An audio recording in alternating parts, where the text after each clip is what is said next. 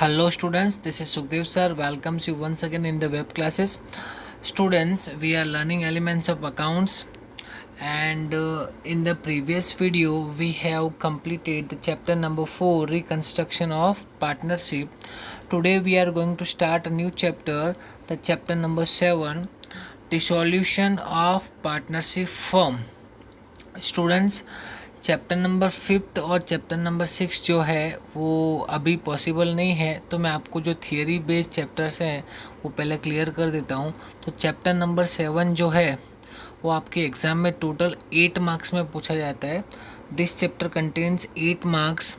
वो 8 मार्क्स इस तरीके से हैं, देखो मैं आपको बता देता हूँ। टोटल 8 मार्क्स है। कितने मार्क्स का है? 8 मार्क्स का है। एक देख लेते हैं नई स्लाइड्स अगर आती है तो।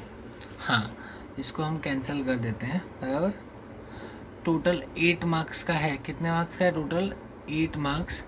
वो 8 मार्क्स में से 1 + 1 + 3 + 3 इस तरीके से टोटल 8 मार्क्स होंगे। 1 मार्क का MCQ, 1 मार्क का 1 लाइनर और ये 3 मार्क्स के 2 सम्स जो है आपके सेक्शन सी में आने वाले। ठीक है स्टूडेंट्स, और ये चैप्टर जो इस तरीके से टोटल 8 मार्क्स कंटेन करता है। और डिसोल्यूशन का मीनिंग तो आपको पता ही होगा। डिसोल्यूशन का मतलब होता है कि कंप्लीटली बंद कर देना। तो चलिए मैं स्टार्ट करते हैं। इसके जो भी मीनिंग्स है वो चैप्टर के अंदर आने वाले हैं, तो मैं आपको एक्सप्लेन कर दूंगा। Let's start. Students, this is the chapter number 7 which we are going to learn from today, dissolution of partnership firm। तो इसके अंदर पहले में क्या दिया है? Introduction, meaning of dissolution, dissolution of firm and partnership, dissolution of partnership firm, accounting treatment of dissolution. तो चलिए पहले इंट्रोडक्शन देख लेते हैं। So far we have undertaken the study in the context of continuation of business in spite of changes in partnership due to the admission of a partner, retirement or death of a partner.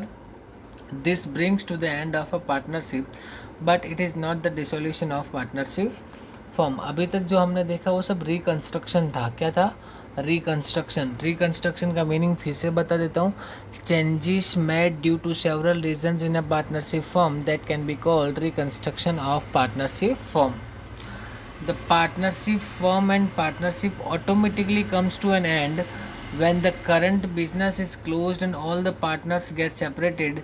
We will study the transaction related to dissolution in this chapter। Clearly क्या बोला है?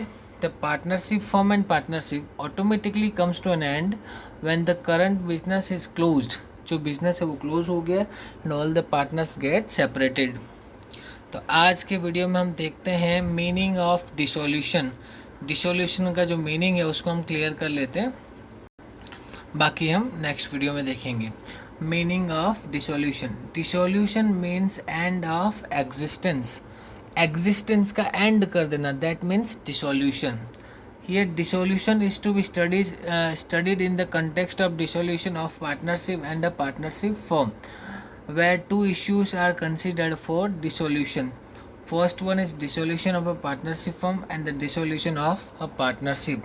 There are two terms, एक partnership firm का dissolution है और second जो है partnership का dissolution है। partnership firm में क्या आएगा और partnership में क्या आएगा, तो चलिए स्टार्ट करते हैं। दोनों के मीनिंग बता देता हूँ मैं आपको।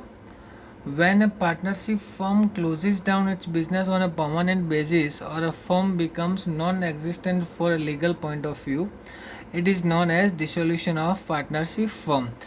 In brief, when a running firm is closed and its business activities are closed, it is dissolution of a partnership firm। बराबर। तो अगर कोई बिजनेस परमानेंट बेसिस पे क्लोज डाउन हो जाता है, हमेशा के लिए उसको शट डाउन कर दिया जाता है, that can be called dissolution of a partnership firm. When except one partner all partners get separated from a firm, this is also an end of a partnership. If this continuous, one partner will become the owner of the sole proprietor firm. In this case also partnership firm gets dissolved। यहाँ पर ऐसा बोला है कि अगर single partner अपने business को carry on करता है तो वो सोल प्रोप्राइटरशिप हुआ, पार्टनरशिप का तो वहाँ पे क्या हो गया, एंड हो गया। तो इस केस में भी अपने क्या बोलेंगे, पार्टनरशिप फर्म का डिसोल्यूशन हो गया। When all partners get separated, सभी पार्टनर्स अगर अलग अलग हो जाएंगे तो पार्टनरशिप फर्म का क्या हो जाएगा, डिसोल्यूशन हो जाएगा। When running business of the firm is sold to a joint stock company, this is also a dissolution of a partnership firm. In brief simple language में मैं आपको बताऊं तो अगर जो रनिंग बिजनेस है, करंट बिजनेस है, वो करंट बिजनेस हमेशा के लिए on a permanent basis shut down, close down हो जाता है तो उसको हम बोलते हैं dissolution of a partnership firm. इन दोनों की अलग अलग मीनिंग है, वो भी मैं आपको क्लियरली बता देता हूँ इसमें। It is essential to understand the meaning of firm dissolution and partnership dissolution, which is as follows. तो dissolution of a firm ये तो मैं आपको बता चुका हूँ, फिर से एक बार देख लो। As per section 39 of Indian partnership act, when all partners get separated through dissolution of firm that brings end of their partnership, it is known as dissolution of firm. In this manner, when a partnership is dissolved and closed down the firm, it is dissolution of firm. The business of the firm is closed down in these circumstances. As a result of dissolution, liabilities of the firms are paid from the realization of sale of assets. From the remaining surplus, capital of partners is redeemed as per their contract. बराबर सभी में यही बोला है, सारे partners एक दूसरे से अलग हो जाते हैं। When all partners get separated from each other, that can be called dissolution of the partnership firm. फिर आता है dissolution of partnership. When the entire business of the firm, हाँ ये आ चुका है। When business is not closed down due to retirement, death of a partner, insolvency of a partner, or due to any other reasons, the remaining partners keep business continues, it is dissolution of partnership. Except outgoing partners, remaining partners keeps continues. Consequently, new partnership takes place. Generally, the proportion of partnership changes between continuing partners। देखिए यहाँ तक कुछ ज़्यादा ही complicated हो गया, मैं easy language में आपको बता देता हूँ। डिसोल्यूशन ऑफ पार्टनरशिप का मतलब होता है कि अगर किसी भी रीज़न की वजह से, मान लो नया पार्टनर की एंट्री हो रही हो, पुराना पार्टनर अगर रिटायरमेंट ले रहा हो, डेथ हो गई हो, किसी भी रीजन्स की वजह से अगर उनकी पार्टनरशिप में चेंजेस आते हैं, चेंजेस होते हैं पार्टनरशिप में, तो उसको बोलते हैं डिसोल्यूशन ऑफ पार्टनरशिप। जो रिकंस्ट्रक्शन था ना, बिल्कुल वैसा ही है।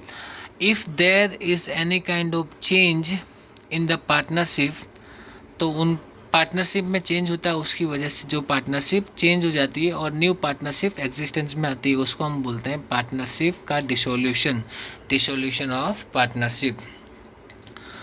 तो चलिए स्टूडेंट्स, आज के लिए इतना ही रखते हैं। We shall continue in the next video. Till then stay home, stay safe.